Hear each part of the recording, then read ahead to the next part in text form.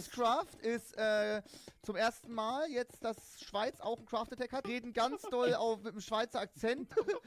Und die spielen alle zusammen parallel. Sind aber nur 15 Streamer, weil es gibt nicht so viele Streamer in der Schweiz.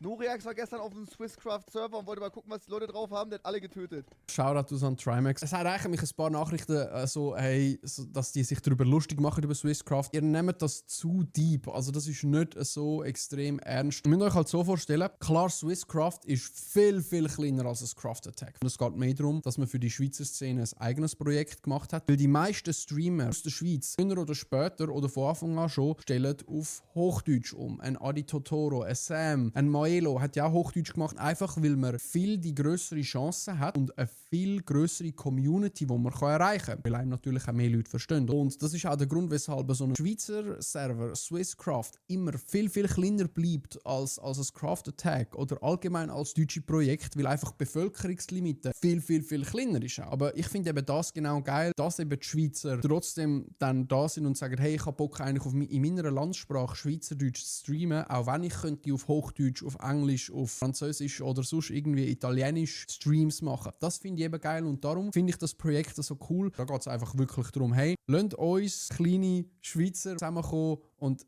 ein geiles Projekt machen und das für uns leveragen, uns connecten und uns auch die Möglichkeit geben, so vielleicht ein bisschen ja natürlich von dem Craft Attack Hype auch mitzunehmen. Gar kein Hate an die Deutschen oder an Craft Attack 0 und die meinen das auch nicht so ernst, wisst ihr, wie ich meine? Ich glaube, Noriax hat trotzdem seinen Spass gehabt, auf den Server zu kommen, uns da ein bisschen zu klappen und sich wieder zu verpissen, oder wisst ihr, wie ich meine?